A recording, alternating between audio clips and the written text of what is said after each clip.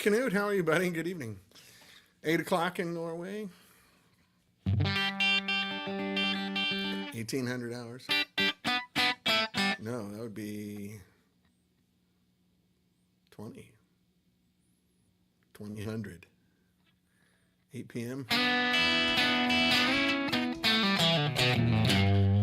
Anyway, just getting started. I'm going to play for just a second. Yes, it's early. That's right. Heck, the bars aren't even open in Oslo.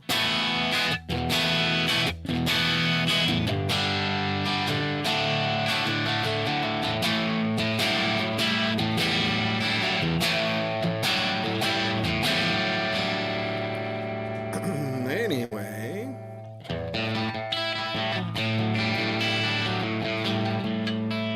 I haven't played a strat in a while, and I wanted you guys to hear the strat through the new Empire. I'm on the cleanest setting, obviously, but it's got that good strat Marshall thing. Let's bump it up on the middle gain thing.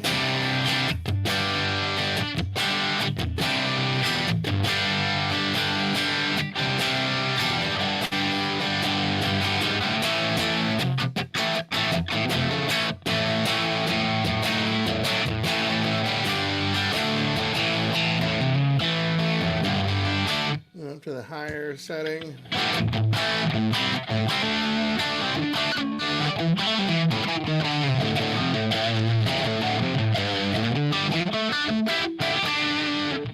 Anyway, strats through proper Marshalls have a certain unruliness to them that I really like. They're not sweet and cooperative like they are through Fender.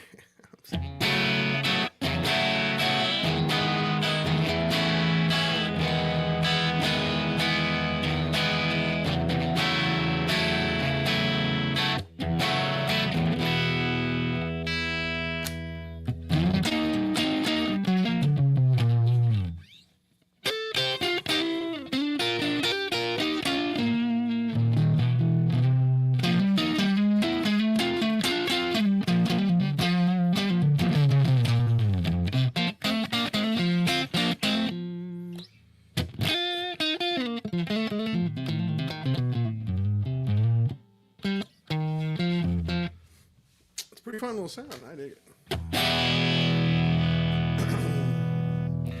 All of the normal licks I play, I just do them to show the amp off instead of showing me off, which there's not much to show off for me. But just want you to hear the same thing.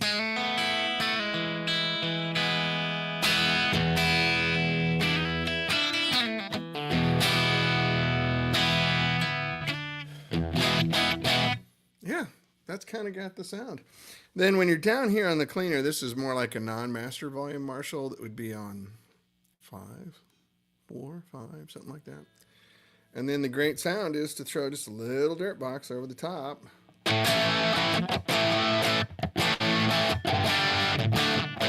That's a Klon. This is a Rat, this is what I did for a decade.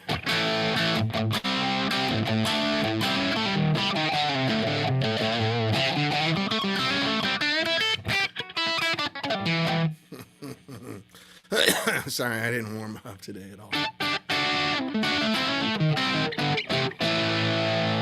But that's a good 80s rock and roll sound right there. It's a Rat pedal. But if I actually go up to the little more gainy side with the pedal still on, this is like a non-master volume Marshall on. Let's turn the pedal off first. Noisy single coil pickups.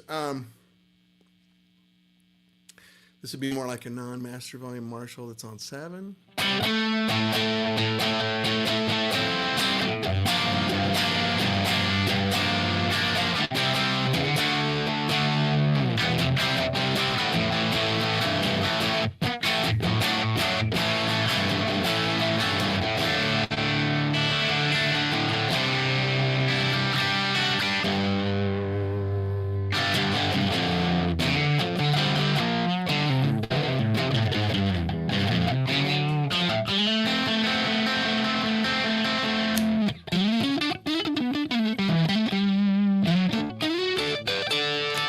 Throw the Rat pedal on top of that.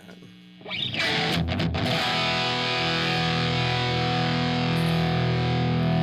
got kind of everything you need right there.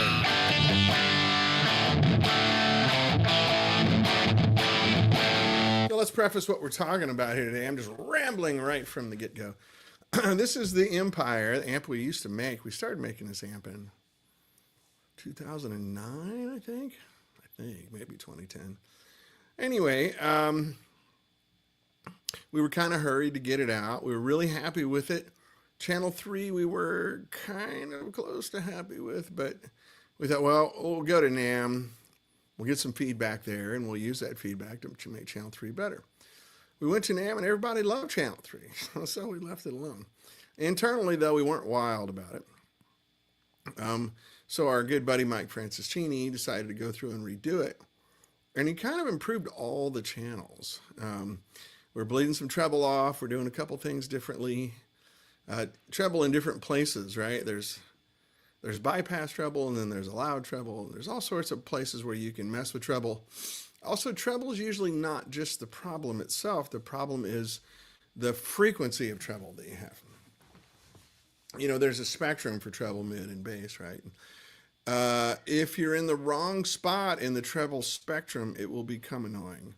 It'll become, you'll get an anxiety reaction from it, and it's not a good thing.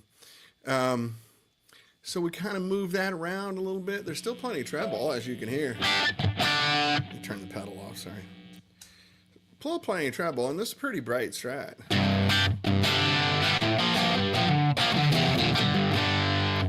But it's in the right spot, so it doesn't make you go, you know.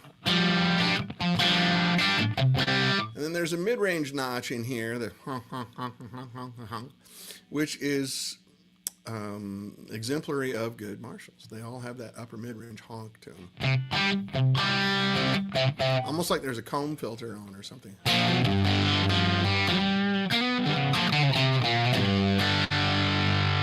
So, makes for a fun sound. Anyway, this amp is for sale, and I need to sell it because we're getting ready to do our first build soon of Stone Ponies and Little Elvises. Which will both be mildly updated. I think you'll be very happy with them. But we need a little money. Hey, Jamie, I have a real Klon coming in from a trade on Saturday. I should probably keep it, but we will see. Yeah, that's right. There's worth so much money, it's sell it. You know. I have a Klon. I have the Behringer $68 Klon, and I've owned a few Klons, and I've played a bunch of them. This thing sounds every bit as good. That's what that is. I always considered a Klon to be sort of like steak sauce. You know, like you're really eating a steak, but a little bit of steak sauce brings it out. You know, makes it feel different on your taste buds. That's kind of what a Klon is for me. I don't use it as a distortion box. Distortion? Easy for me to say. Distortion box so much as I do it as just a bump, a boost, an amelioration, if you will, an extra layer of goodness. If I go back down to like the clean side here, and put the Klon on, it's not a huge difference, but all of a sudden it's like, well, that sounds better.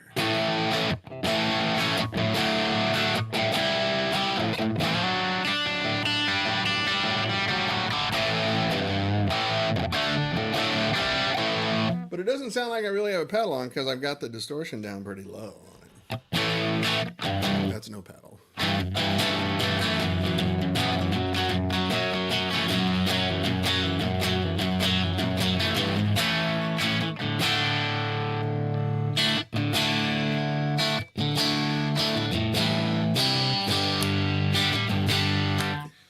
Jamie, you want to buy this amp for your store? Such a good deal.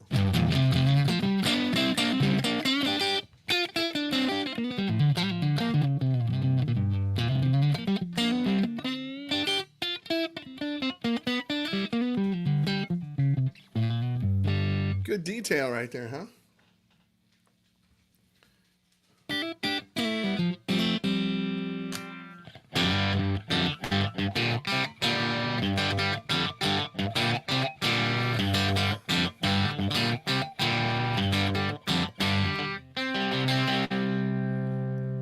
which is how dirty that original record was. Everyone plays it so dirty.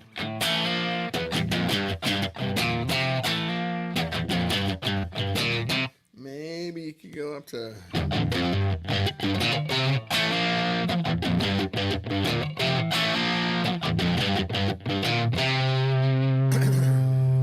Go out and get yourself some deep dark shades with lenses so dark they won't even know your name. Such a great song. Go get yourself some cheap sunglasses. Oh yeah. Oh yeah.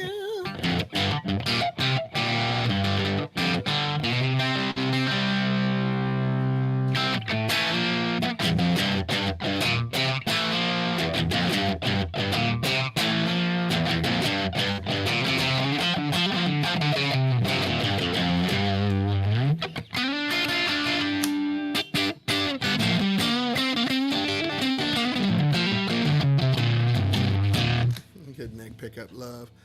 Anyway, what's going on in your guys' world? Tell me a good story. I remember this Strat is my mid-80s Japanese Stratocaster reissue, but everything's been changed on it, except for the frets. It's got a new bridge. It's got Ron Ellis pickups in it. It's got Michael DeTemple's nut on here and some locking tuners, and it's actually really cool.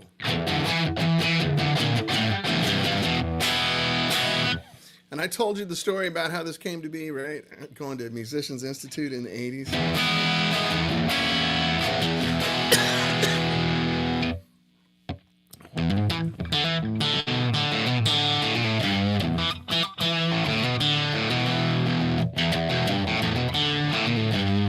Almost like it a little cleaner.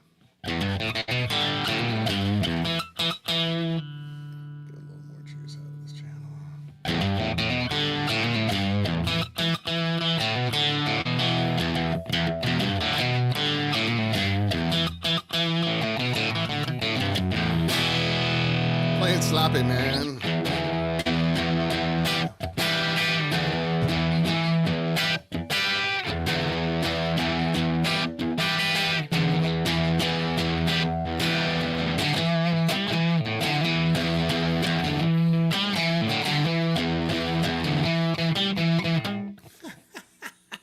It's such a weird lick.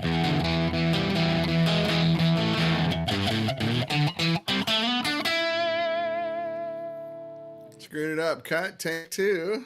Well,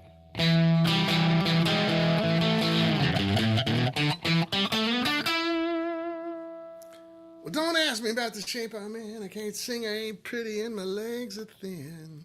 Who wrote that lyric? I mean, that's amazing.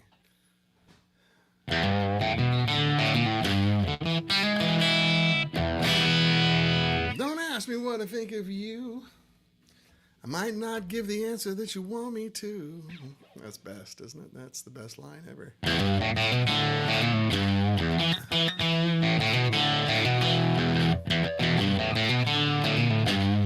Hear that good clank in there? That's proper Marshall clank. Now, this amp is only a pair of 6V6s. It's not EL34s.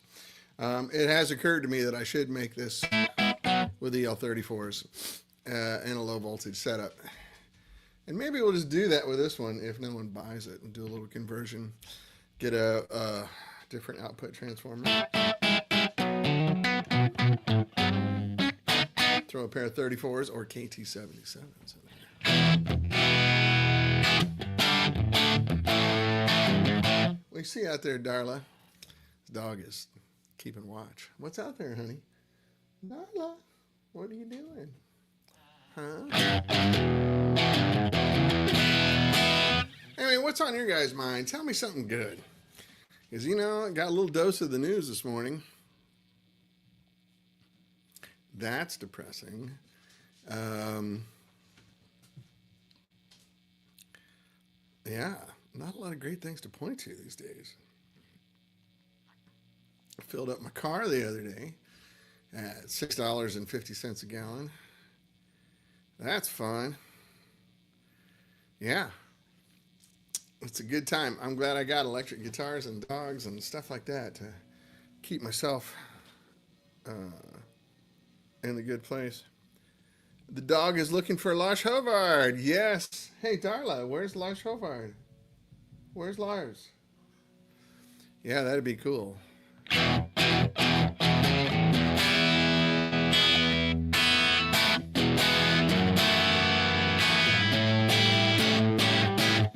kind of enjoying the sound. I'm really kind of... This is the first time I played a Strat through this version of the amp.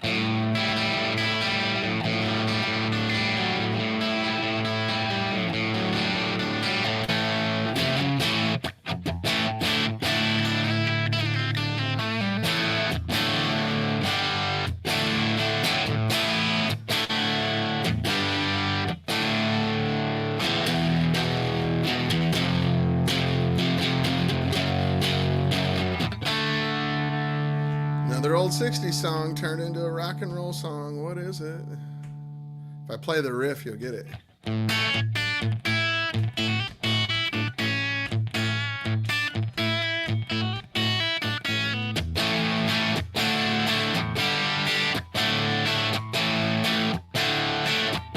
Well, if you smile on my face. I can't remember the words. I played it in bands. It makes a great rock song.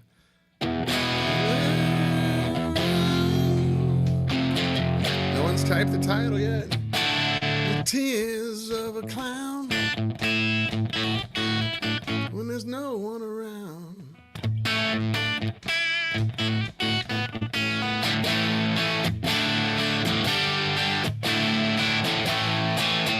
Man, that's good rock and roll sound. Let's go a little dirty just for fun.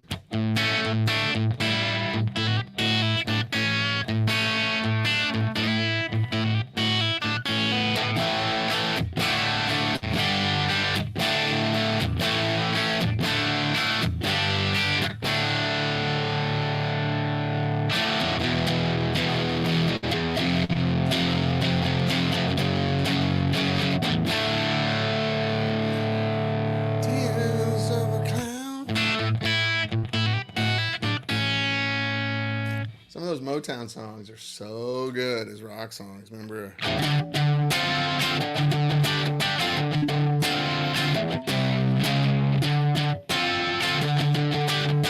Four Tops, right?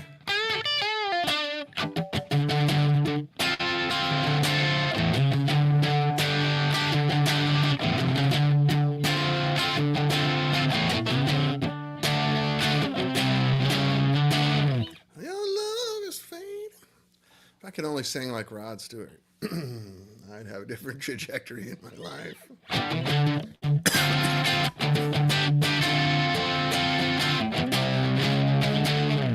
Yeah. So there you go. Rock and roll. Who wants rock and roll? Who wants to play some rock and roll? Rob Price just got a Fender Vintera 250 Strat. Congratulations. They're nice for the closeout price. Seems they might be a Ventura 3 coming out soon. Put Duncan Surfer pickups in the neck, nice. The middle was stock, was fine, and a Callahan bridge and the high wood saddles, which are awesome. Sometimes you luck out with the Mexican Strats. I think a lot of them are great, but you just got to change the hardware. I think the woodwork and the quality of wood's excellent.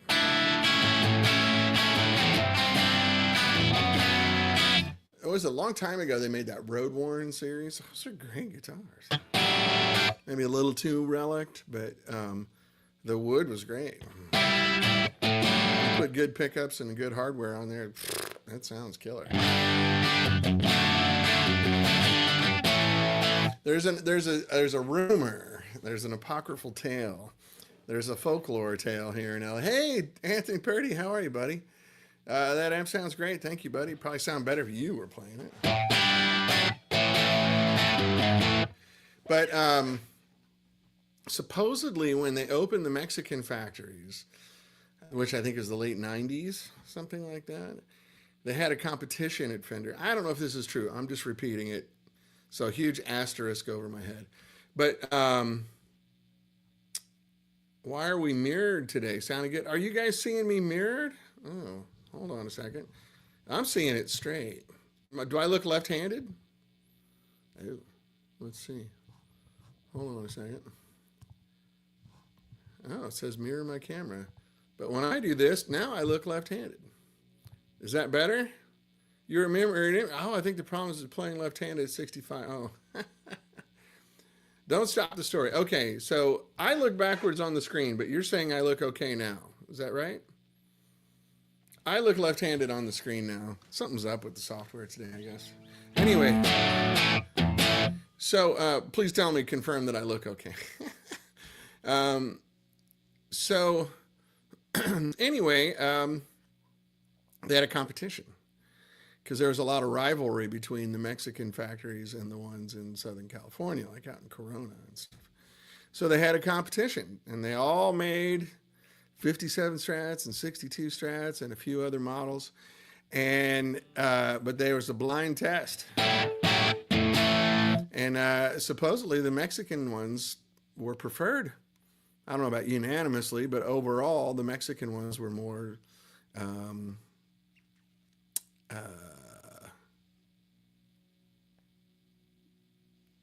what's the word I'm looking for? Accepted.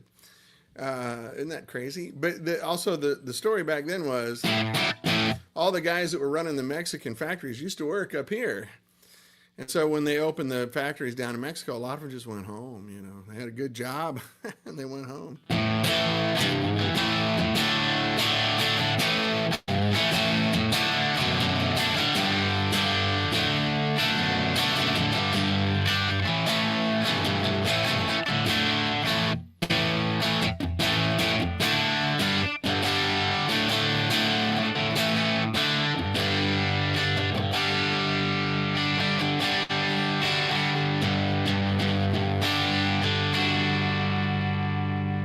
I'm down on the lowest gain channel. I've got it up. That's because the majority of us hear with our 17-year-old ears. Yeah. And the sound we want and the sound we first, learn to play. That's right. Exactly right. We need to come up with a name for that. But my sister was with Fender to build guitars, and Eddie wanted the guitars built in Mexico. Yeah. They do good work. Mexican craftsmanship in general is really good, to generalize. But so Michael Branson, you're nailing it. So there's a thing, like, I've read studies about this because I'm really into the subject of sound and influencing on the brain and all that stuff. Not because I'm trying to influence you, just like why are we so attracted to certain frequencies of sound, all this sort of thing. But at a macro level, there's a period from the time you're about 11, I think, until you're about 21 or 23, where your brain is really, really open. And whatever music you're listening to, then we also, when you're that age, you have the time to sit around and listen to music over and over and over again. Like, I had albums where I literally spread the grooves on them. I played them so much before CDs, right? And, you get it ingrained in your head. And then there's photographs. You know, albums used to have all these photographs of the artist playing, and so you would see Jimi Hendrix playing a white Strat with a Marshall behind him, and you would listen to the record, and it made the association in your subconscious. So however old you are, whatever you were listening to in that decade window of mental openness is what you're drawn to. And then you pick up stuff later. I mean, I got turned on to things when I was older that I hadn't really noticed sounded that great before.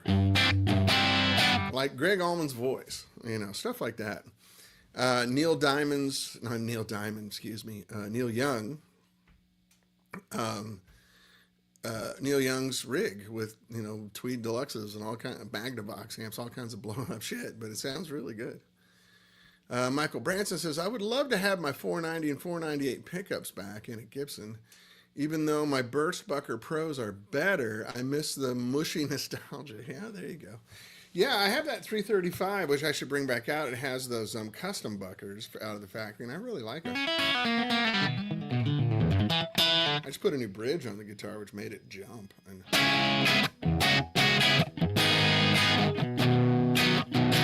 really weird seeing myself play left-handed. I don't know what's going on here. Anyway, I'll figure it out later because it ain't important. Let's go a little dirtier. We can go all the way up on this amp, you know, full crank.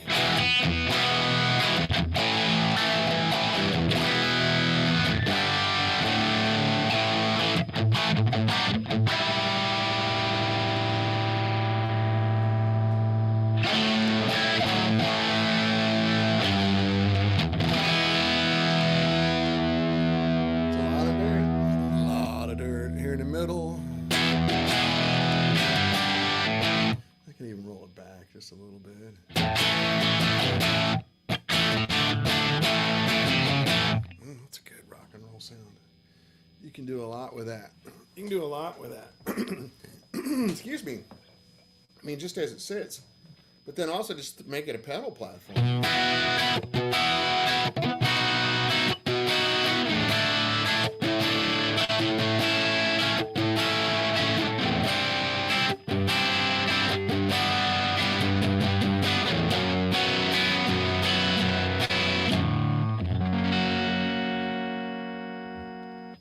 Squeal in the system here, so.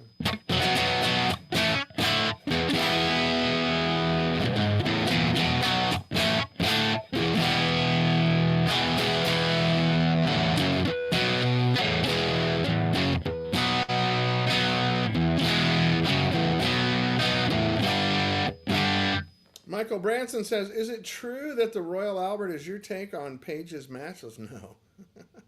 Where'd you hear that? That's a good one. I love all these rumors. There's a lot of rumors about 65. I didn't know Jimmy Page ever had a matchless, unless I assume you're talking about Jimmy Page when you say Pages.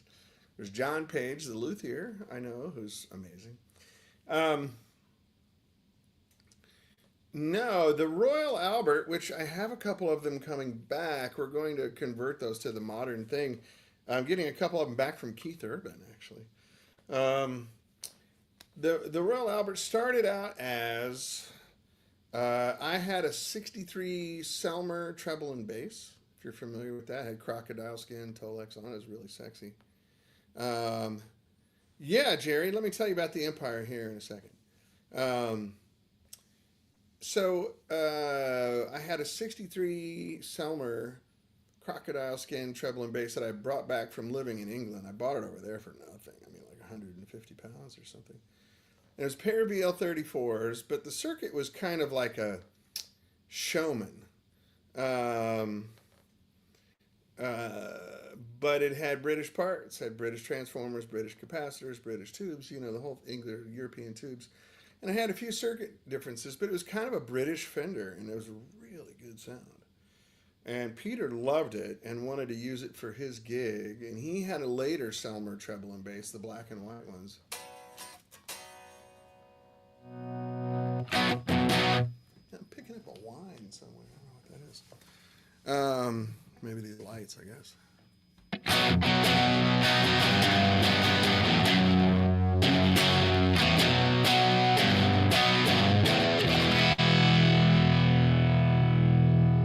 I like that.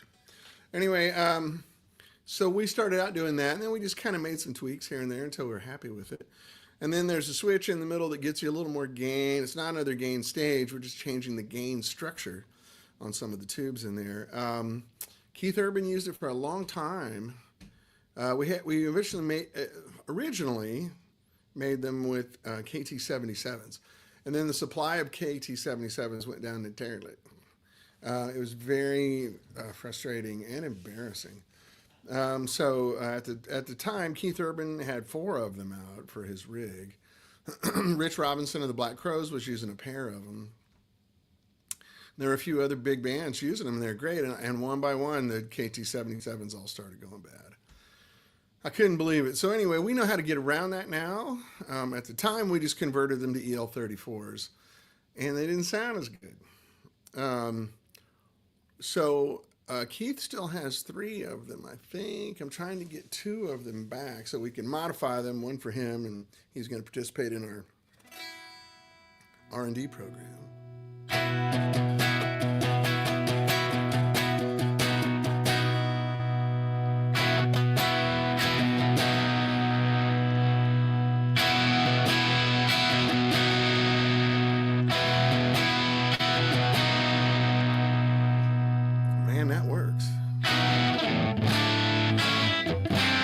So, okay, let's talk about the Empire, Jerry. I'm sorry. So the Empire is a pair of 6v6s, and I have three distinct preamps built into here. They're not discrete, but they work together. We pull parts in from one and out of the other, and it's a pretty complex little switching thing that's going on. But they're basically three levels of Marshall. Only it's not British tubes. This one in particular that we're selling has really nice high-end preamp tubes in it. So it's a little more money. If you want me to put stock tubes in it, I can save you some cash. But so down here is more early Marshall JTM 45. Very much a Fender vibe.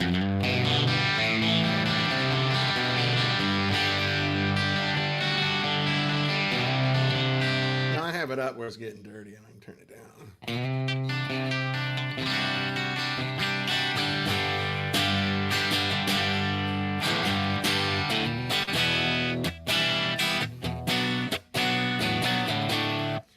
Just a little more hair than that. So I have this thing I like to convert Beatles songs into rock songs, right?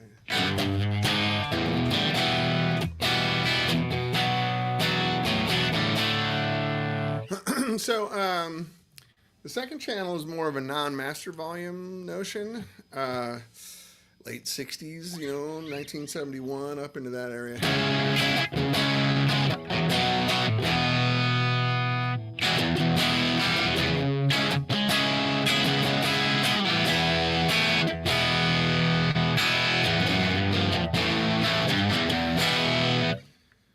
And then the third is more of a master volume, Mark II master volume sort of setup.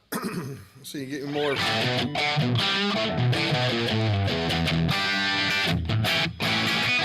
Very bright, more cutting.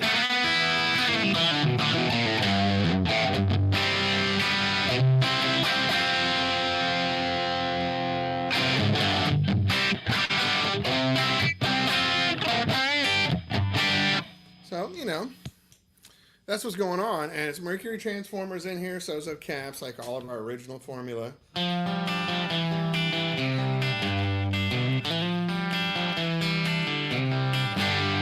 it feels great under finger, like it feels like a proper old amp. Michael Branson, love the show, gotta jump. Maybe back in a bit. Okay, we'll be here for a little while. About a half hour, probably. Thanks for dropping by.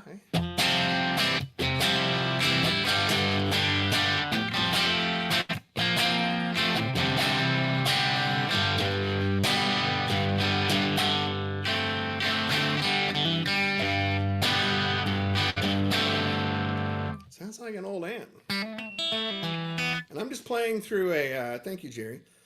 I'm just playing through an IR right now. If you like the sound of this, you'll love it in person.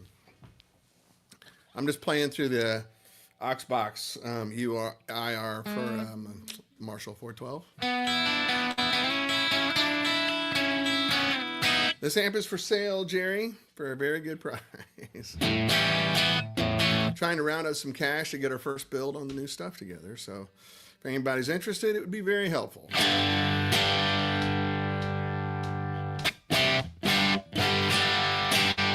I'm digging this down on the lowest gain setting just for a great rhythm. Sounds good, rock and roll sound.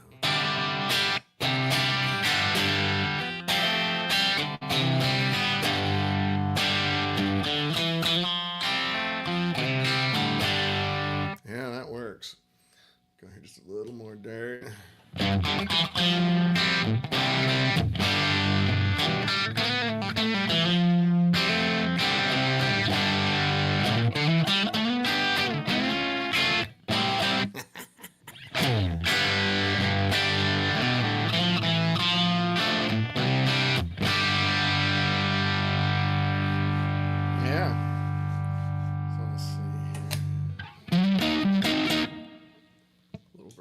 Pedal.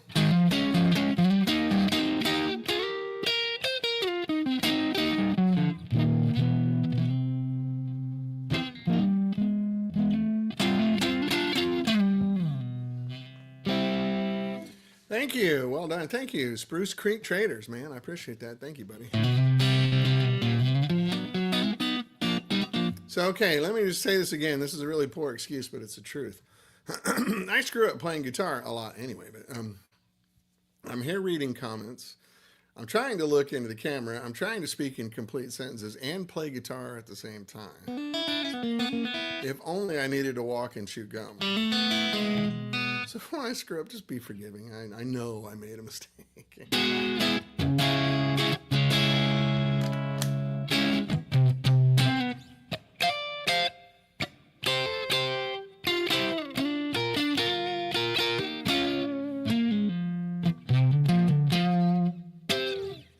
And we get the idea.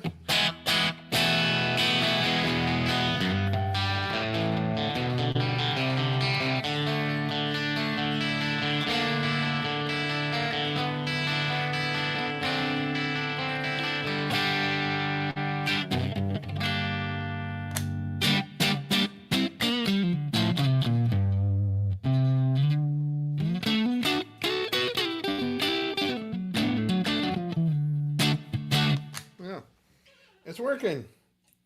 I think it's good to go. Who wants it?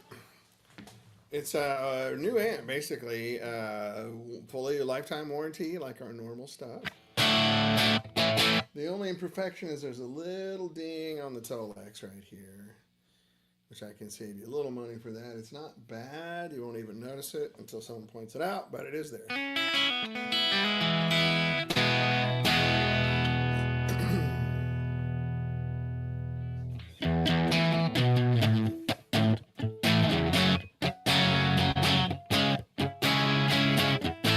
Let's do that with just a little clon on top of it. I'm on the clean channel still, but just a little clon.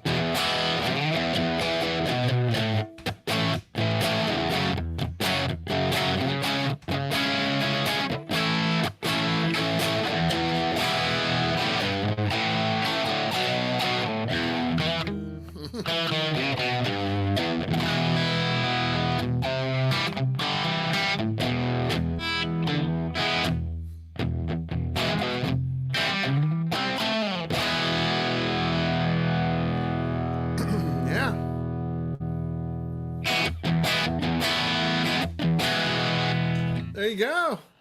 Look at that. Where are you from, Spruce Creek traders? I see a little man playing guitar there, but that's all I can make out on my screen.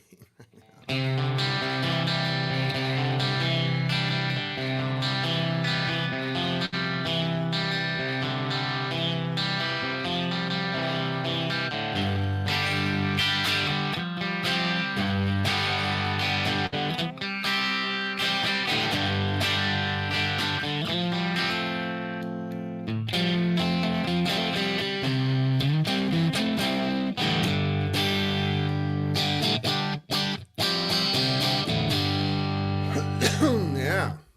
Anyway, there you have it, fellas. This guitar is for sale. So is that Junior that I played a lot. It's a 58 custom shop reissue.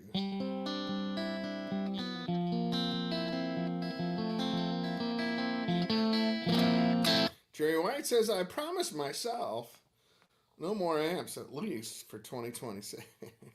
All right, otherwise I'd be interested. I have a London and a high-powered Soho, amazing gig amps. Well, I'll let you off the hook this time. I mean, you could, there's lots of ways around that. Okay.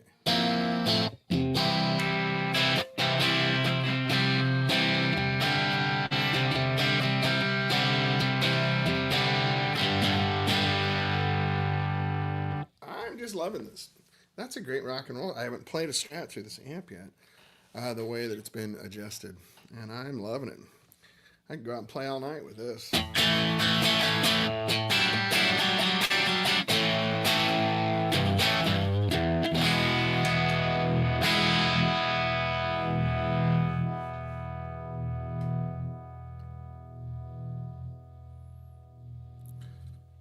Little vibro thing.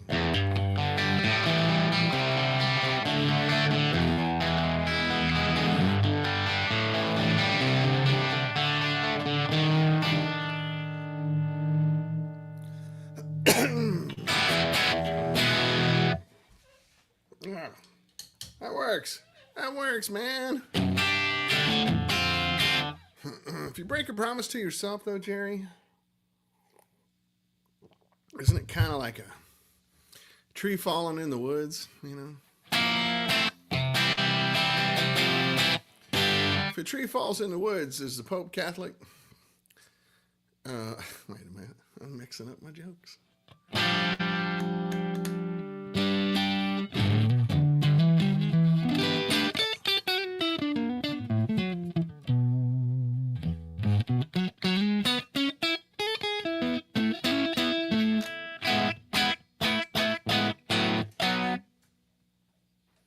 Yeah, I think we're getting there. Anyway, I wish I had some more good stories today to tell you. I don't, you know. Just trying to get this thing off the ground. I'm waiting on some really important numbers from the contract manufacturer, which is going to light the candle. And then I will keep you up to date on everything we're doing because I think you're going to be happy with it. I think you're going to be very happy with it. It's not not a complicated story. Working on all sorts of legal stuff to get, legally back in business. And that's boring as HE double hockey sticks. It's no fun.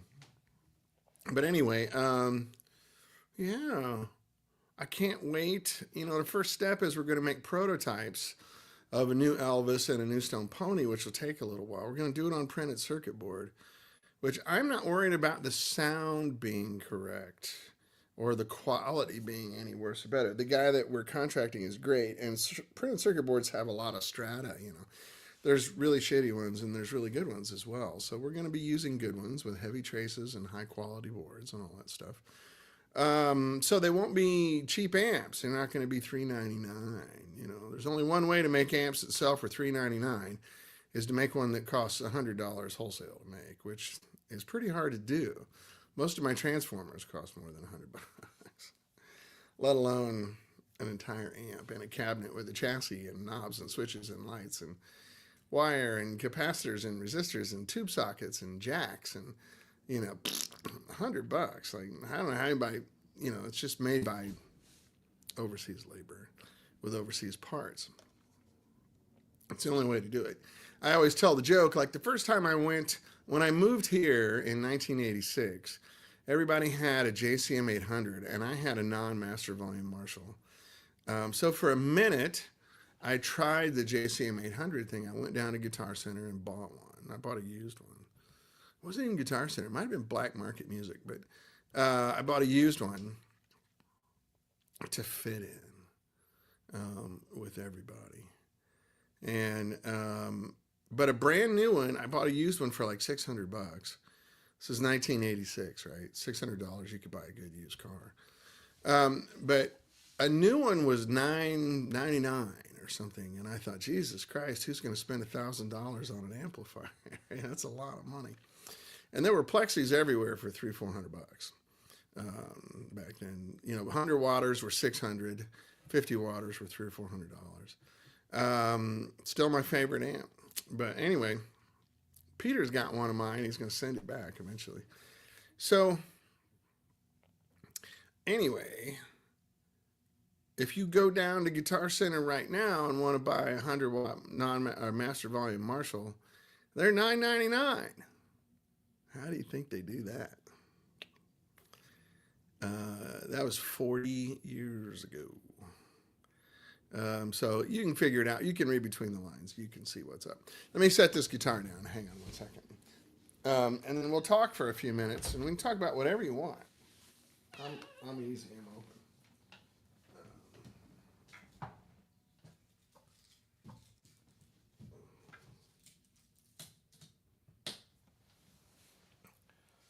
So anyway, headphone hair. So anyway, the amps aren't going to be cheap. They're going to be affordable. For example, like this amp, when we made this amp 16 years ago, we had to sell it for $3,000 retail, and we didn't make a whole lot of profit doing that. Dealers bought it for $2,300 or something. It was $29.99. Hey, Matt. And which meant if it was $2,300, it costs us about $1,100 to make it, because you have to at least double your money or you go broke. If you don't double your money, you can't pay your bills. I mean, it's not like I was taking home a lot of money. So if I were to make this amp now, it would cost me, well over $2,000 in parts and labor to make it. With the stuff that's in here, it's premium stuff, and it's hand wired. And I remember this one took 12 hours of labor to build, which is by far the longest one because of all the crazy switching that's in here. A lot of our amps would take 6 to 8 hours to make. This one took double, right? It's 12 hours. So it added a lot. The transformers are expensive, and then with all that circuitry in there, there's a whole lot of parts. It added up. So if I were to make this now, let's say, for purpose of conversation, if I were to make it for 2,000, bare minimum, in order to like pay employees, pay the state, pay for insurance, internet marketing, all that kind of stuff, I'd have to sell it for $4,000 wholesale, which means the cheapest you would probably find it on the street would be $5,300. I mean, for dealers too, they have to make money on these things, or they can't rent their building. They can't pay their bills. They can't pay their staff. They can't buy new stock for the store. So if he's got $4,000 invested in this amp, he really wants to make $2,000 off of it, but he'd probably settle for 12 or 1,300. So that means now this amp, instead of being 3,000 retail like it was 16 years ago, it would be over $5,000. More than likely, if I sold it to a dealer for, let's just say $4,000, which I'd have to sell it for more than that, but let's just for easy math for this conversation, he's going to want to sell it for 55. And then you can talk him down, and he'll throw in tax, and here's a case of strings and a free cable, and so he'll end up he's got to make $1,000 off of it because he's got $4,000 tied up in this amp. That's $4,000 that's not earning interest. That's $4,000 that's not being invested in his store. That's $4,000 that is not going towards paying bills and debt service and everything else he's got to pay, or she, excuse me. So the market's pretty brutal. A lot of people don't understand why things cost the way they do. Well, you made it for 1,000. Why don't you sell it for $1,200? Because I would be working, out of my mother's basement. And there are amp companies that do that. And you'll see them do that for the first year or two. Yeah, your Empire's an early one. Yeah. So there are a lot of companies you see do that. And then mysteriously they go out of business really quick, or their prices have to go way up because you should make 3 times your cost at wholesale in order to be sort of profitable, where you can not worry too much. And so if I were to do that, let's say this amp cost me $2,000 to build it, I would have to sell it wholesale for $6,000. I don't really have to, but just for easy math.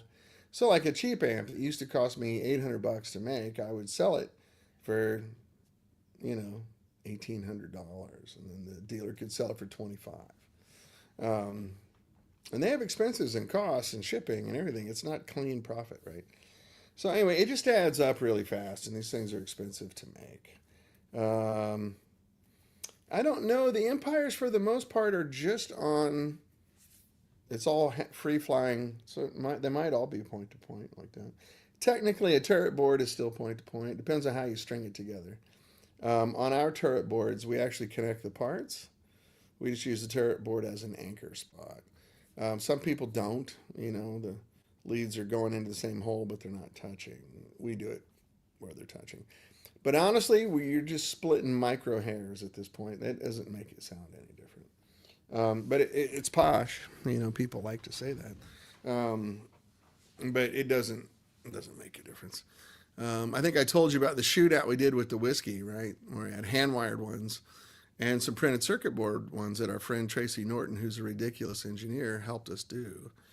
And where's the rack screws? I got to put the rack back. Never mind. With Dave Friedman, I did it at Friedman's shop. Blind test. One was hand wired. One was done with the new style printed circuit board. And I chose the printed circuit board one every time. And I'm the biggest cork sniffing snob there is. So, and that was a long time ago. That was over a decade ago. So, that technology's come a long way. The whole thing of, oh, mine's hand wired, you peasants. Those days are kind of over. Um, you know, they're not bad. There's nothing wrong with being hand wired. It's just a lot of money that, like I say, if I were to build this now hand wired, it would probably cost retail over $5,000. I'm not going to sell a lot of amps at $5,000, right? So what we're trying to do is go back to we're going to do printed circuit boards, and then I'm going to use, I'm not certain, but I think I'm going to use Haybor transformers because Mercury has raised their prices so insanely high. And Haybor's where this manufacturer is, they're very close, and so they make great stuff. I mean, I've always wanted to use their transformers. I just didn't want to ship them across the country. They're in Michigan. So we're going to build some prototypes. I'm going to do side-by-sides with old amps, make sure they're perfect. And we'll get it nailed in. We're going to fix a few things. Like for those of you that have bump amps, I think we've come up with make that switch quieter. We're probably going to add active effects loops to all of them because I know you guys like those. So it's going to be a little bit of a step forward, not cutting edge at all, but just a little more modern build of an amp. But by doing that, I can keep the price down. So, and that I can probably keep, like a Stone Pony or a little Elvis, well under $3,000, hopefully under $2,500. I don't know yet. I'm still waiting on these numbers, so I'm not promising anything. But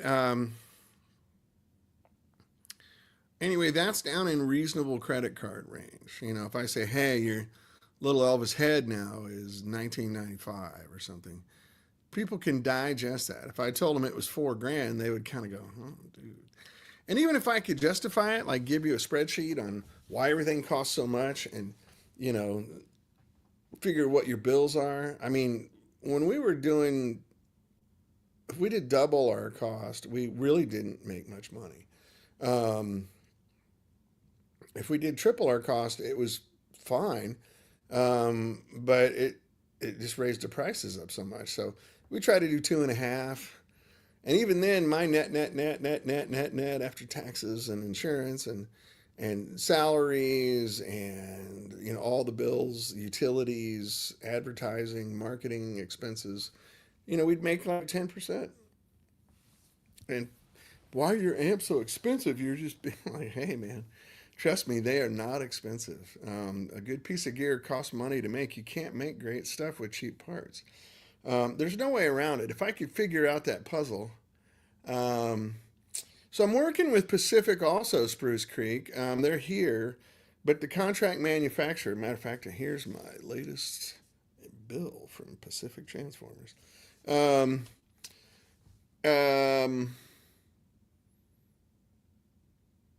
Just at Haybor's right by where this contract manufacturer is.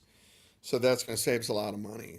And he already has a great relationship with them. He builds amps for other people too. And he's already buying a lot of Haybors. So he gets the bro deal on everything. So we'll actually get him at a good price. And the wait times will be really tiny. So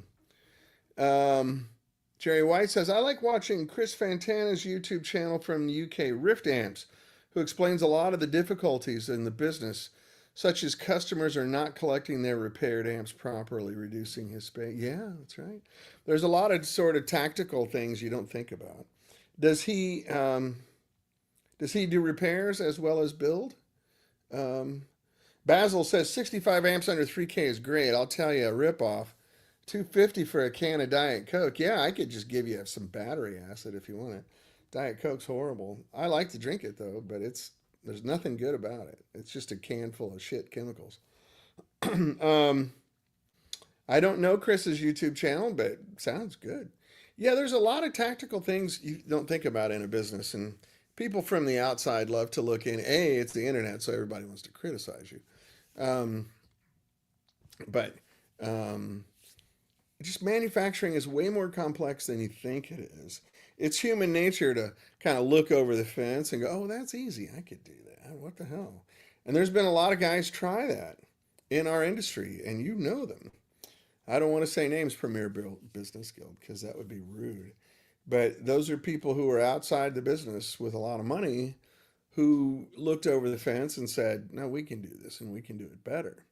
It didn't work out that way. Um, they gave it a good run and they made some good products, but you got to have experience, you know. And especially in this business, like if you're a guitar manufacturer, especially, oh my God, you know, like you really got to be able to play guitar to understand if your guitar is any good or not. But same thing with amps. Like one of the things that Peter and I always thought was a bonus is that we know what they're supposed to sound and feel and act like. We don't have to guess because he's still playing music for a living. I did for a long time. Um, he's been playing professionally, I think, since 1978. Um, as long as I met him in 1986. And in 1986, he was playing for a living and had been doing it for a while. And he's still out on the road with Cheryl, and he's got his own band, Close Enemies, which, by the way, get their new record. It's great. If you like rock bands, they're a true, proper rock band. They're really good. Anyway, it's almost 1 o'clock. I need to go. Nice crowd. I appreciate you guys showing up. I'm kind of rambling on here. Any questions you would like me to address? Anything you're curious about? Yeah, Basil, I think we're all going to be well under 3K. That's my goal, at least. And even to me, that sounds crazy expensive, you know, because I've been out of the game for a little while. But apparently it's not. Like, oh, thank you, Spruce Creek. Where are you, man? What part of the world are you in? If you said it earlier, I missed it. I'm sorry. Do I know you? I don't recognize the handle that you're using. But if I don't know you, I'd like to know you. Absolutely. Um, yeah, it's fun. I enjoy talking to you guys. And I wish I had better stories and a better attitude and everything today. But oh, you're in Maine. Okay, great. Love it up there. I played up there a few times, and I have some friends that live up there. And beautiful, beautiful state. Um, Even in the winter, which is pretty rough, it's still a beautiful place. But yeah, man, I'm just kind of in this holding pattern right now, waiting for. It's like a Lucille Ball skit, you know. Once I get this, then this happens, and then this happens, and it triggers a series of events that I think are going to be very positive and lead to us manufacturing amps and selling them maybe by June or July. You know, like hopefully earlier, but I think that's realistic if we get rolling. So then this summer, hopefully all this war nonsense is over and gas prices have gone back down and grocery prices have gone back down and you can afford to buy amps. That would be nice. So anyway, but everybody's doing the best they can and I appreciate that. Um, anyway, I gotta go. It's 1 o'clock. Do you guys have any questions for me um, before I split? Um, it's so funny why, because I'm left-handed. I've never seen this before.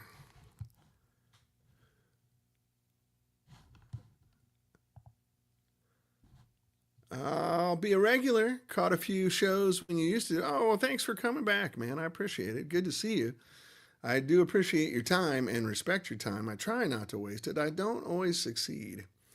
Mike Hogan, hey buddy, how are you? Thank you. It's great to see you. So you guys may notice some of these guys are on YouTube, and some of these guys are on Facebook. So the people on other platforms can't see the other platforms' comments. So there's probably a lot of Facebook guys going here. Who's he talking to? I'm on two YouTube channels too, my own YouTube channel and the 65 amps YouTube channel. So it looks like YouTube got a little bit more action today, which is great. I'd eventually like to go over to YouTube full time, but for now I can't. But I do got to run. So last call for conversation. If you guys have any questions you want me to go over before we're done? Otherwise, I'm going to head out and get working back on some documents to get all this stuff finished. I got to talk to my lawyer about stuff. I have a great lawyer, so I'm looking forward to it. There's a lot of work to do getting the company started again. Any views on Thomas Blug's anticipated Amp X? I don't even know what that is, Jerry. I'm out of touch. I'm too busy working on my own stuff to be keeping up with all the goss. Is it cool? I don't know. I don't even know who Thomas Blug is. I'm sorry. I don't want to sound ignorant, but I'm ignorant. When you get doing this kind of stuff, you get pretty focused. It's also dangerous for an amp maker to look at other amp makers because you get tempted to go, I can do that better than that. And let's chase him. I'm just doing my own thing, trying not to chase anybody. People want to chase me, it's fine, but they're behind the curve because I've already started. Anyway, I'm going to run. You know what I might do? I have a Monterey here that I might want to switch over to 7591s. And there's a little bit of work in that. It's not, you can't just swap tubes. There's some rewiring and some values that have to change. Please look it up for next time. Okay, I will. Thomas Blug's anticipated Amp X. All right. I have no idea what that is, but now I'm intrigued. All right, guys, I'm going to head out. Thank you so much. And I look forward to seeing you next week. Hopefully I've got some good news for you. Anyway, if I don't see you, have a great weekend. Have fun. If you're in the east part of the country, you have a Monterey. All right, Mike. The Amp 1 is cool. All right. I'll look it up. I don't even know who this guy is, but now I need to know him. Anyway, if you guys are in the east, I hope the weather's treating you better. If you're out here in the west, turn on your air conditioning, man. We're having heat waves, 95 degrees today. Anyway, I got to run. I love you, fellas.